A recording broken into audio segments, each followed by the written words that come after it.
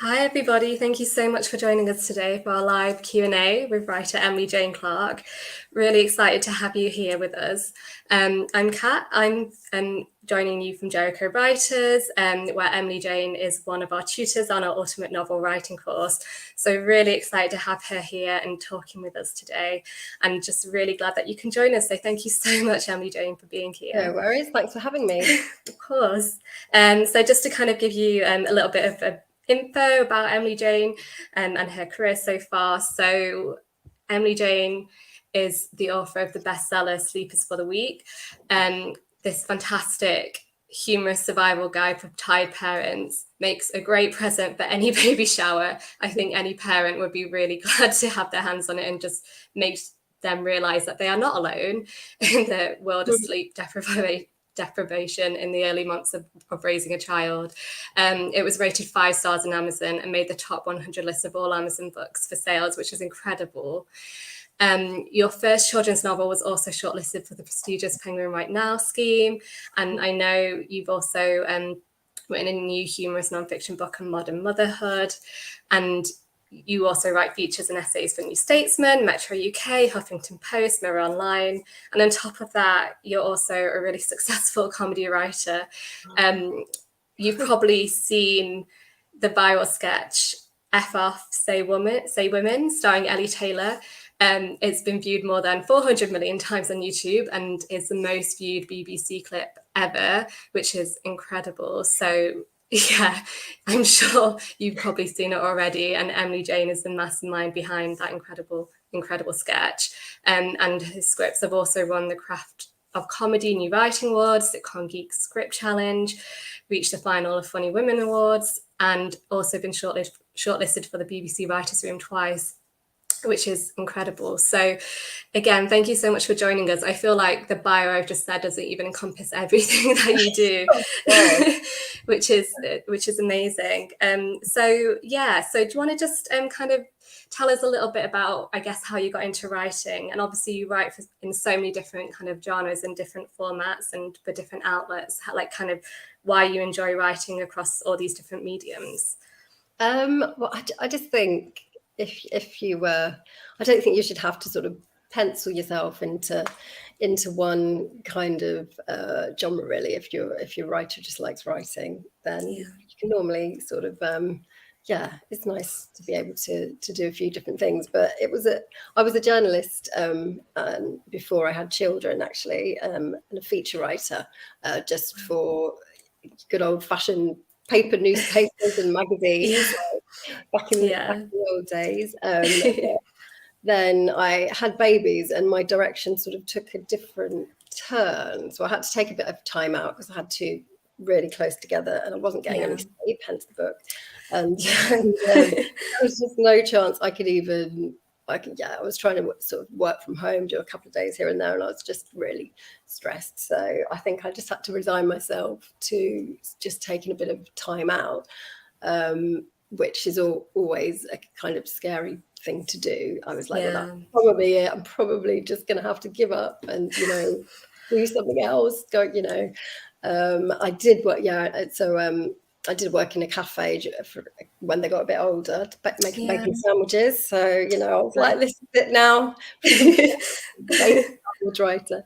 But then it's just, I think, I just can't not write if I'm always sort of scribbling in diaries and writing little poems and stuff like that. So I just started writing just like funny stuff on the internet, just about motherhood and babies.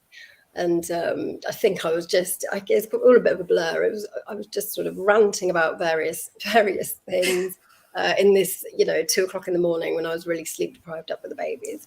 Anyway, so that kind of, I had a few things go viral on there, and that led to me getting the book deal to sort of turn all these thoughts and rants into a book. Obviously, a humorous book, and that led to lots of work, sort of writing humorous features for Metro UK and places like that, mostly on parenting. But then I kind of branched out a bit. So from there I got the job on the Daily Mash that I still write for now, which is like a satirical newspaper. So I became a little bit away, still did parenting stuff, but came a bit away from that eventually, just into more topical humour. And yeah, from there I just managed to get some TV work, and it all kind of, so I just went. So I owe it all to my baby's not sleeping, really. It's fantastic. So it's just really weird how I wouldn't. It's all writing, but it just took me, every decision took me on a different path, and so it's all good. And then when my children got a bit older and started to read, I caught my youngest trying to take my book, which is obviously full of a few naughty words, into school for show and tell. We go have a book bag, and so I promised them I would write something without swearing in it that they can, show their friends. Hence why I sort of wrote children's sort of novel, and which so that's I was going to say that. Cut a long story short, but it wasn't. That was a very long way of saying it, wasn't it? Sorry about that. No, that was really interesting to hear, and it's kind of cool to know like how everything's kind of all just like kind of followed on, like evolved kind of, I guess, naturally from this one starting point, which is really cool. And just like it's lovely to hear how much, even though obviously sleep deprivation is not a great thing, how it's all kind of like led on from there. And I never thought at the time when I was sort of crying with a baby on the boob and toddler screaming in the other room, that it would sort of one day lead to me going to TV studios and writing stuff there. So weird kind of way.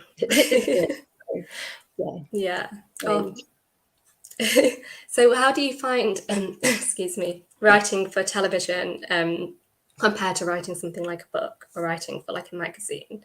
What's the kind of difference it's been up for you? I think with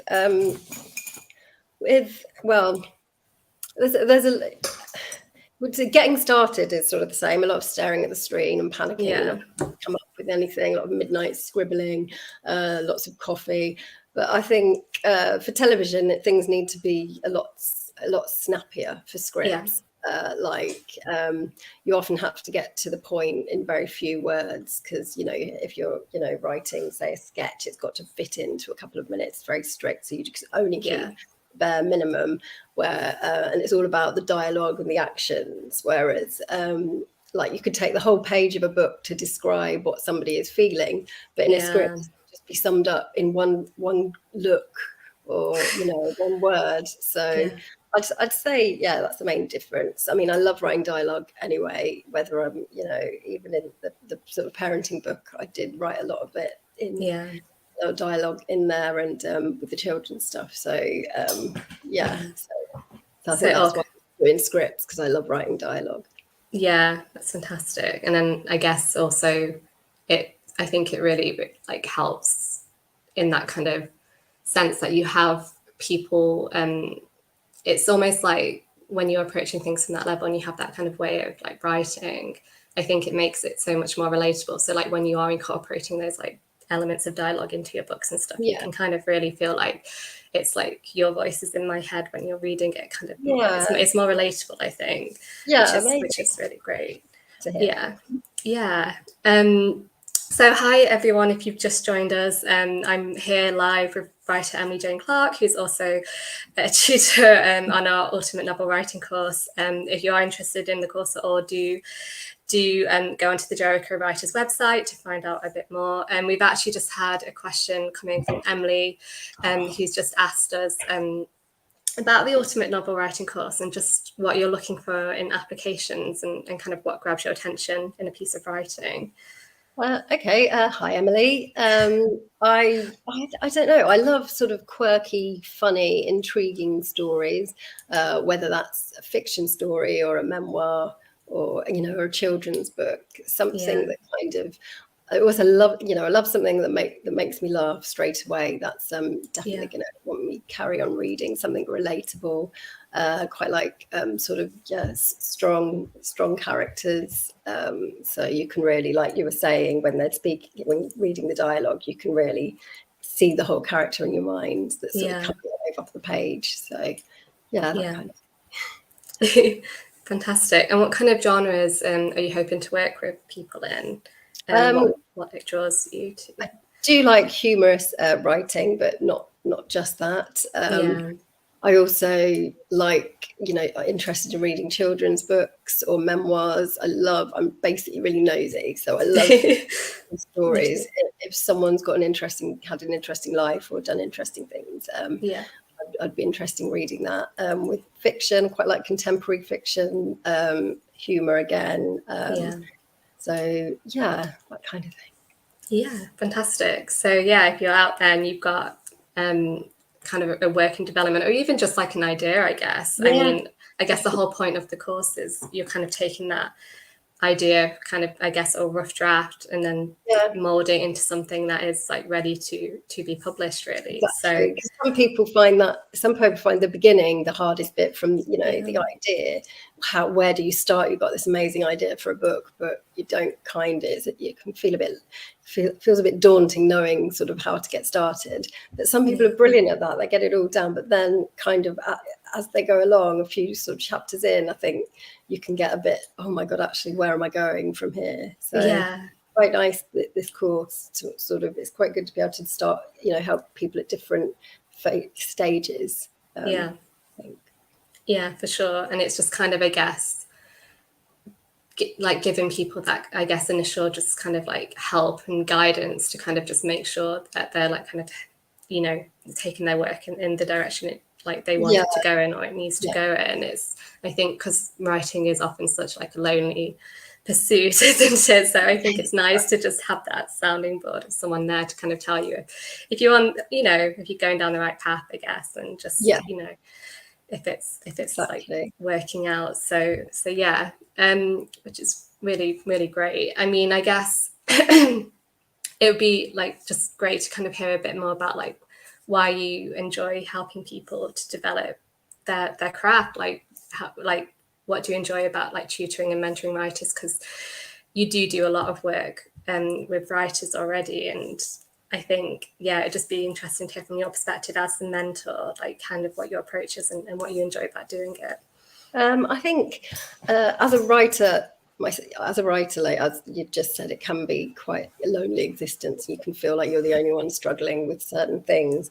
So I just think it's really great to be able to have some kind of support network. So I have a group of, there's 6 of us, all female writers, and we all support each other. We all have a sort of WhatsApp group. So if anyone's got to that point where they're just like, I can't do this anymore, you get your rejections in, you're like, what if I'm doing this and I'm actually writing? They're all there to kick each other at the bum and, get each other going. So I like the idea of being able to do that, for other writers, not kick them up the bum. Unless they want that a gentle push that they need. Actual bum kick. So no, but I just think I love that idea, and I also just love working with words actually. So just reading manuscripts and making notes about how they could, how things that they're stuck on could give them bouncing ideas off each other. So and it's really exciting when you from where the work you initially see, and then to the end result, when it just really begins to shine off the page. It's quite just a nice sense of satisfaction for both you and the writer if it's real. It's almost like it gives writing a bit like, it's like your work, you've got a bit of team support behind you, I think. Okay, so exactly. You're kind of just getting that kind of like just, I think, valuable feedback, because I think sometimes I know, like I do it, especially with anything that I'm doing, I can just kind of like go into this like tunnel and not be able to kind of like see really obvious things that like need changing or need improving. We all have that, don't we? It's like you can't see from the trees anymore. You just get to the point where, I mean, before with my children's book, I think I'd got to the point before I got the book deal where I was just like, actually, this is so shit. This is so rubbish. I just honestly wanted to throw it away. I thought, pick me up. I couldn't, but luckily I got this lovely agent and we went through it together, and she assured me that wasn't rubbish. So it's really hard to see when you're in the thick of it, like to be objective, I think, about your own writing. So. Yeah, no, that's so true. And I guess it's the same, like for us at Jericho, we just really enjoy kind of watching writers kind of just like develop and grow. And then whenever we see anyone come back to us with a success story, it's really, I guess, heartening to kind of hear that, you know, being able to kind of like help people to get to where they wanted to be, which is, you know, because I guess writing's more, it's, you know, it's so much more than just like a normal kind of like profession. You're very kind of invested, like your kind of heart, soul and mind is like fully invested in it, isn't it? And so I think to be able to kind of pursue something that most people are really passionate about and then get some kind of success in it, it's just such a lovely kind of accomplishment. So yeah, I just wondered kind of like when you're writing, like how do you kind of approach a new project? I know you're kind of you have various different things that you work on, so you might be commissioned to do something, but then you might also be like writing or creating one of your own things completely from scratch. So kind of how do you kind of go into that? I don't know, sometimes I've just got to sit down and I've got to tell myself, right, you just need to flipping well write. There's no just about it, actually. This is after sort of hours of staring at a blank page in Word. Then I'll be scribbling notes down at 2 a.m. about various ideas. Then I think about the idea for about 3 weeks and do more staring at the screen. Make about 6 million cups of tea, eat about 4 packets of biscuits. Then I just the biscuits are very important. Yes, I think. Very important. I'll literally write 3 words. Right, ready for a cup of tea now. I can't possibly think of anything else. So it just takes a while to get going. I mean, I'd love to be one of those writers that meticulously plan every single chapter of their book. I would love that. That just sounds so amazing, and I'm so jealous of them. But I think sometimes when I actually start the writing, more ideas come into my head. I don't, it waits till then, even if I'm just writing something that's rubbish, that's why this time in the morning. Then somehow into my brain and the characters will sort of start to come alive. I've normally got kind of an idea that would be, I'm not insane, sometimes a beginning, middle, an end, but they will sometimes change as the characters decide that they kind of want to do something else. I don't know if that's a normal approach, but it's just how, and that's with everything, whether I'm writing a script or a book or an article. I always have this weird process at the beginning where I kind of feel like I might as well just give up and go back to making characters. And then at the last minute, it somehow comes together. So.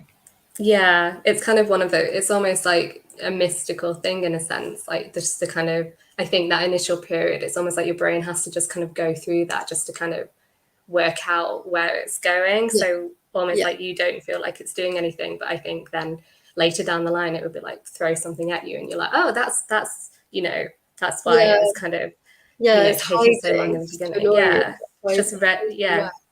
It's just waiting to emerge.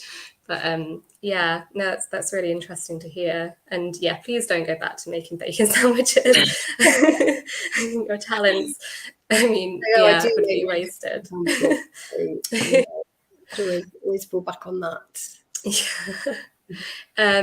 So it would also be great to kind of hear a little bit about just going back to the kind of ultimate novel writing course. So again, hi everyone, if you've just joined us, I'm here chatting with writer Emily Joan Clark. If you don't know her work already, please do go check her out on social media and on her website. I can post the links in the chat following this live event. But if you've got any questions, please do drop them into the comments, and we'll do our best to answer them. But it would just be great to kind of just hear a little bit about, so I think for us, with the ultimate novel writing course, which you're a tutor on, a lot of people kind of don't think they're kind of at the stage in their writing where they're kind of ready to apply, and they get put off a bit because they're like, oh, I'm nowhere near just like prepared for this. Like, I don't think I can, you know, be at the stage where I'm even like ready to apply. So it's just be kind of interesting to hear from you about, you know, I guess what you think, like where writers should be before they kind of apply to do anything like this or this course, and like why you think it's kind of useful to kind of just take the first step, I guess, in anything. Yeah, I think it's. I don't think it matters if you hadn't anything published or you've worked as a writer. I don't think that's actually important. But if you do a lot of writing, if you're, you know, at home and always scribbling away doing something, I think then that's just as good as having, you know, work published before, or, you know, working in the writing industry. I think. I mean, because there's a lot of people cooking bacon sandwiches and things like that, just dreaming of this novel. But I guarantee, if, you know, most novelists will have done some writing, you know, even if they've got, you know, just notepads full of, you know, random scribblings. I think, so I don't want people to sort of be worried that they need to have had something published, or, you know, or have a sort of a complete manuscript or something like that. I just think if you know that you're sort of, it's something that in your heart you really want to do, and you've been scribbling things down for years and sort of never really sort of put your mind to it, then this is great for that. So no, that's wonderful to hear, and I think it's so true. It's kind of just, I guess, follow your kind of instincts and your passions on this, and don't be afraid to just take that first leap, because you never know where it's going to take you. Exactly. Oh, well, thank you for that. It would be great to kind of hear a little bit more about what you've got coming up planned in your own work in the next few months and year.